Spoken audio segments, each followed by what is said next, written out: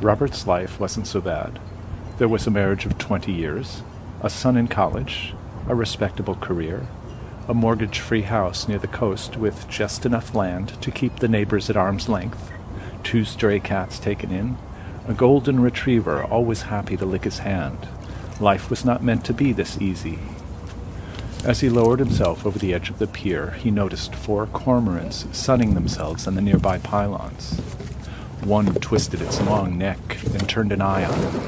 Another opened its wings, ready to take flight. Robert slid into the nylon mesh seat and pushed his kayak into the harbor. There was scarcely a breath of wind. The tip of the kayak cut into the smooth water of the bay, piercing the wake of a passing lobster boat. As usual, he waved to the lobsterman, who, despite a working man's indifference to pleasure craft, returned the greeting. Robert dug in with his paddle and made swift headway toward a chain of remote islands. This was the ritual: sprint out along the islands and back again, 1 hour each way. A smattering of terns shot across the water, a turmoil of tiny wings. As he paddled, he felt an easy freedom, as if he were escaping, though to all appearances he had nothing to escape from. Motion of craft and water was enticing.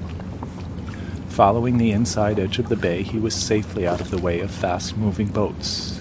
He wasn't interested in spilling into the frigid seawater. Wetsuit and life jacket were too confining to wear.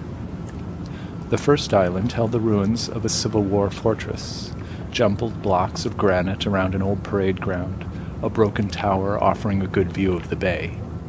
There were several figures standing on top of the tower. Robert waved, and someone fluttered a red scarf in return. Everyone was bound to each other by the magical surroundings, even strangers. He continued to the next island, a long, narrow ridge covered by haggard-looking spruce. The tops of the trees were stripped bare of needles and bark by winter gales, bent tips pointing away from the predominant winds as if by force of persuasion. There were wild blueberries on the island, and raspberries. He passed a rock ledge, the third island, and came to a fourth where a windowless stone hut could be seen. Robert had spent nights there with his son, David. Each summer they volunteered for island cleanup. They'd find beer cans, cigarette butts, food wrappers, human excrement left behind by those uninterested in the natural alchemy Robert felt on the bay. This last island marked the far end of his workout. Here the bay opened into the North Atlantic. He still found the sight breathtaking, even after many years. Today he was aware of a curious urge to go on. The ocean was smooth as glass. In the distance, the deep blue of the water met the dark blue of the sky. Why not? Just to test things, just to see what it felt like, get himself close to the overwhelming immensity.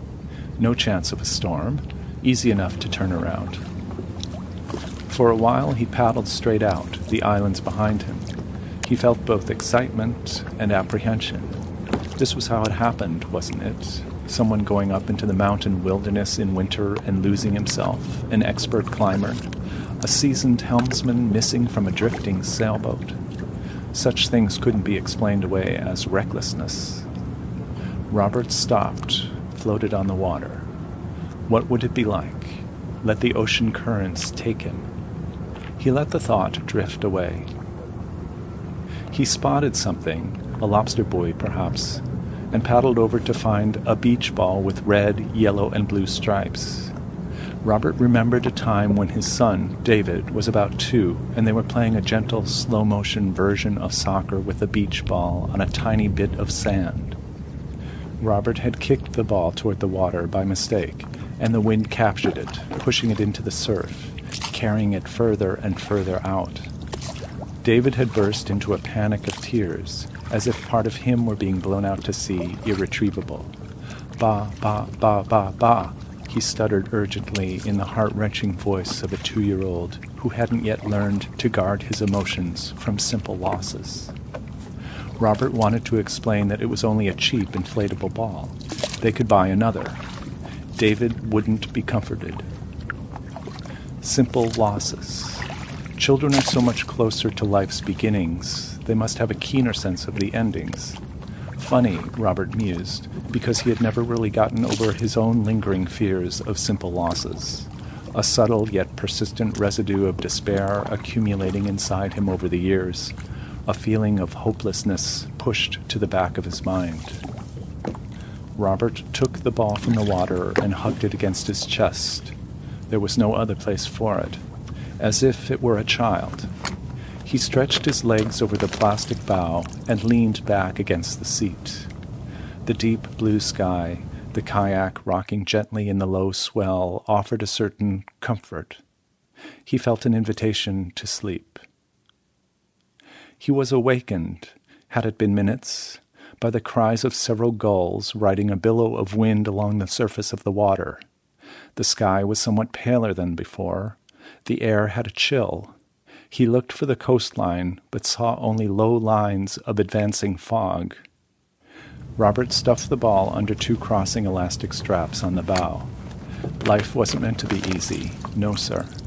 He began paddling slowly, not having any idea which direction to choose, the tricolor ball leading him on like an errant beacon. He wanted to get home, call David, tell him that it wasn't what he thought. It wasn't what they all would be thinking. This was an accident. His father had recklessly, irredeemably, he feared, lost his way.